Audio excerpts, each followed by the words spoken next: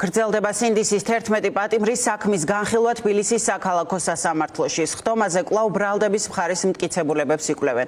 ჩვენებას მისცემს 4 გამომძიებელი, რომლებმაც საქმეზე ამოღებულ ვიდეო მასალებს დათვალიერება ჩაუტარეს.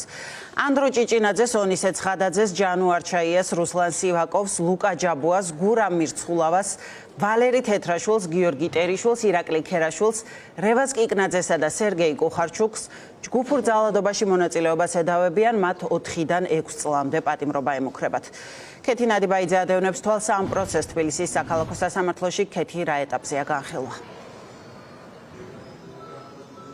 დაახლოებით 2 საათია შინაგან საქმეთა სამინისტროს იმ გამომძიებელს კითხავენ, რომელმაც ამ საქმეში არსებული გარკვეული ვიდეო მტკიცებულებები დაათვალიერა და შეადგინა შესაბამისი ოქმები. ამ ოქმებთან დაკავშირებით არაერთი შეკითხვა აქვთ ბრალდებულების ინტერესების დამცველებს. მაგალითად, ცოტა ხნის წინ ლუკა ჯაბუას ადვოკატმა მას აჩვენა მის მიერ შესწავლილი და დათვალიერებული ერთ-ერთი ვიდეო, რომელთან დაკავშირებითაც ოქმი შეადგინა ამ გამომძიებელმა და ოქმში ჩაწერა, რომ კადრში ჩანს აქციის მონაწილე, როგორ ისვრის მძიმე საგანს პოლიციის მიმართულებით.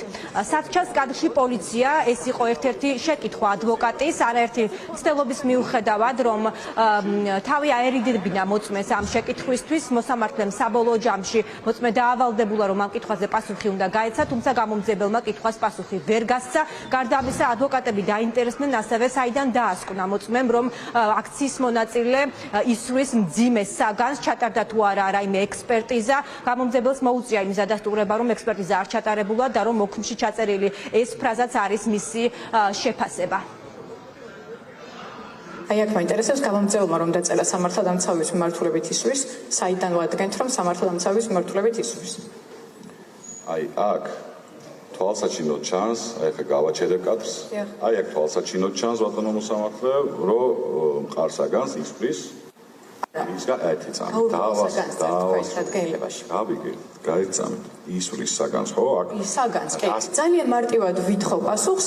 აი, ამ ვიდეოში მე მართლა ვერ ვხედავ და ობიექტურობისთვის მეც მაინტერესებს ბატონ დავით, საიდან ჩანს რომ ეს ობიექტი მიემართება სამართალდამცავებისკენ. აი, ამიტომ ახლა ხავტარებს და ვიდეო ჩანაწერს რო გამოვიკლებთ, ხო შეფასებას ჩვენ მივცემთ. დათვალების ოფისში ბატონო დავით, ასახა ის რაც ასახა, მაგრამ გამოგონდა. არა, ასახა ის რაც ნახა.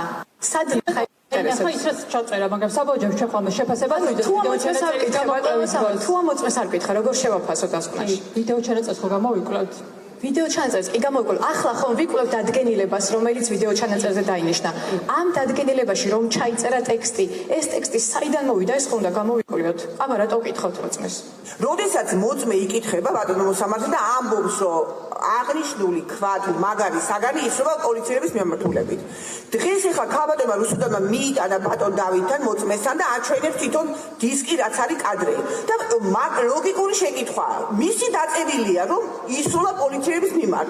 გასცეს პასუხი. ახლა შეიძლება ბატონო მოსამართლე ესე დავასრულოთ.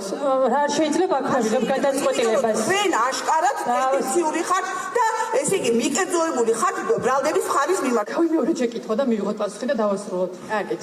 საიდან ადგენთ და სად ჩანს ამ ვიდეოზე სამართალდამცავები? ახეთ ისევ იქიდან ვიწყებთ. დარბაზში წესი ჯერ შევინარჩუნოთ. ამაზე მოკლე და კონკრეტულ პასუხს ვერ გავცემ. სად ჩანს სამართალდამცავები ამ ვიდეოში?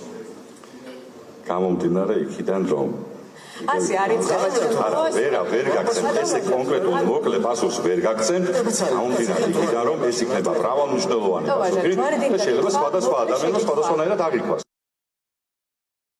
ისმევა კონკრეტული კითხვები და მოწმე არც ერთ კონკრეტულ კითხვას არც ერთი კონკრეტული პასუხით არ პასუხობს. მორალური პედესტალიდან ლაპარაკს მოეშვით თქო, იმიტომ რომ ამის უფლება თქვენ არ გაქვთ. ეს ერთი, მეორე ის რომ შეიძლება ეს კითხვა არის თუ რაღაც მოწოდებებია. არა, ცხადების უფლება. განცხადებას ვაკეთებ. ერთი წამი.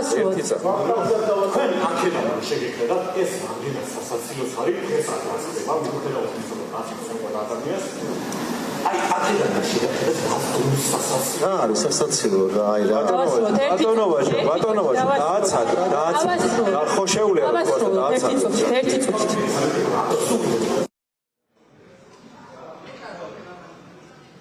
დღეს გამოიკითხებიან სხვა გამომძებლებიც, რომლებიც ამ საქმის გამოძიების პროცესში მონაწილეობდნენ და რომლებთანაც არაერთი შეკითხვა აქვთ ბრალდებულებს, მათი ინტერესების დამცველებს, რადგან მიაჩნიათ, რომ საგამოძიებო უწყებები ამ საქმესთან მიმართებაში არ არიან ობიექტურები და რომ მთელი რიგი საგამოძიებო მოქმედებები არის სუბიექტურად ჩატარებული და ასევე მტკიცებულებებიც, თუნდაც ვიდეო მტკიცებულებები, რომელზეც საქმეზე არის დართული, არის დამონტაჟებული და მანიპულაციური.